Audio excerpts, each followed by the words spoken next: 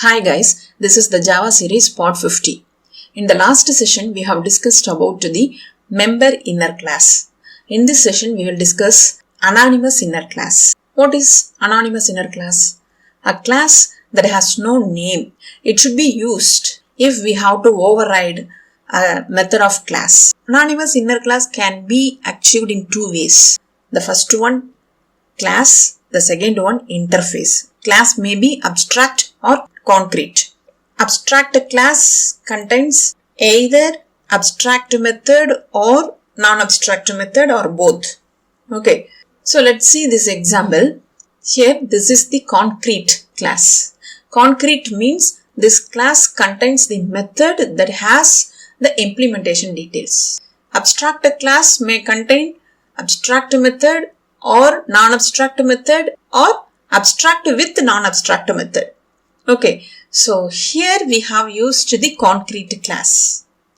So how can I implement the abstract inner class in my program? So this is my concrete class. Person 1 is the name of the class. Inside this person 1 I have the method. It has the implementation details, non-abstract method. So what is the role of this eat? It is used to print nice fruits on my console. Okay, and in this class, I have created the main method. So my file name should be same as this class name only. Okay, and inside this method, I have created the anonymous inner class. Okay, so what is this? This is the name of the class and this is the object for this class, and new keyword is used to create the memory for this object during the execution of the program, and this is the default constructor for this class. Okay, here there is no semicolon. Okay, and inside this curly braces we have the eat method implementation details. Okay, so what happened here? Here I didn't create any class. Okay, so what will happen? Here the compiler creates the class. So inside this class, the inner class is created, but that has no name. The compiler only decide the name of this class. Okay, so this structure is called the anonymous inner class, because here we have the class, but there is no name. That's why we can call it as anonymous inner class. So we can use this object to call the method which is inside the anonymous class. Okay, so here this is the object name and this is the method which is present inside the anonymous inner class. Okay, so what happens? This method overrides the person 1 method. Okay, this is our output. Nice fruits, super. Okay, so if we call this eat method means invokes the method which is inside the anonymous inner class only, not the method inside the person 1. So this eat method overrides the method which is present inside the person 1 class. Okay, so we got nice fruits, super. Okay, we didn't got the nice fruits. So this method overrides the method which is inside the person 1 class. This method is from the anonymous inner class. Okay, I hope you all understood about the execution flow of this program. Okay, and we have one more example. So let's see this example. Here we have the abstract class. In this example, we have used the concrete class. But in this example, we have used the abstract class. So we know already the abstract class may contain both abstract and non-abstract methods, or abstract alone or non-abstract alone. Here I have created the person class. This class is the abstract class. Okay, inside this person class we have the abstract method.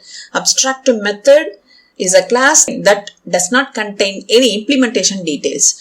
So this is the abstract method. Okay, and here I have created the test anonymous inner class. Inside this class only we have the main method. So my file name should be this class name only. So this is my file name, test anonymous inner. And here I have created the object for person. Okay, and there is no semicolon here, you never forget it, and inside the curly braces we have the implementation details of the each method. Okay, and here we have no class name. Okay, so what is it? This is the anonymous inner class. A class is here, but there is no name. Okay, so that is created by the compiler. Okay, the compiler only decides the name of the inner class, and that's why we can call it as the anonymous inner class. This method overrides the method which is inside this person class. Okay, this is the rule. Okay, so here we have used the object and then dot operator each method. So what happens after encounter this line, the control jumps from the 16th line to the 11th line only, not to the 3rd line. Here there is no implementation details because this is the abstract method. So this method only will be invoked. We will get nice fruits on our screen. Okay, let me execute this one. This is my output. Okay, so in the previous example we have seen the concrete class with the anonymous inner class. In this example we have seen the abstract class with anonymous inner class. Okay, let's see this example. We already discussed we can achieve the anonymous inner class in two ways. With the class, the second one is with interface. In this example we have used the interface. This is the name of the interface, Eatable. So we know already the role of the interface. It is used to group the related method declarations. Okay, here we have only the declaration part of the method.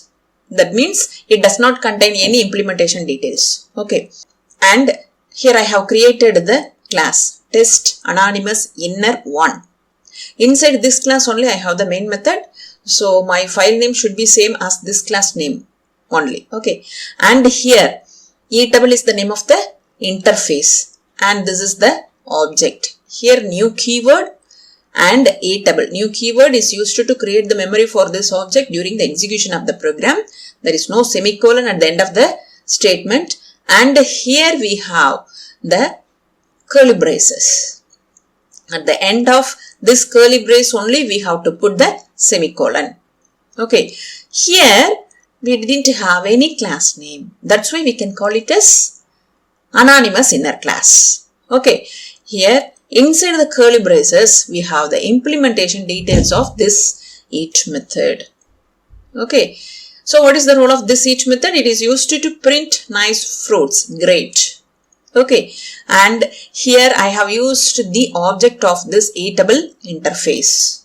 Okay, after encounter this line, the control jumps from the 17th line to the 13th line. Okay, and this statement will be executed. Okay, let me execute this one. Here nice fruits, great. Okay, so this method overrides the method which is inside the Eatable interface. So what is it? This is the anonymous inner class. Here there is no name, that's why we can call it as anonymous inner class. Okay, we have completed this session. If you have any doubts, drop the message on the comment section.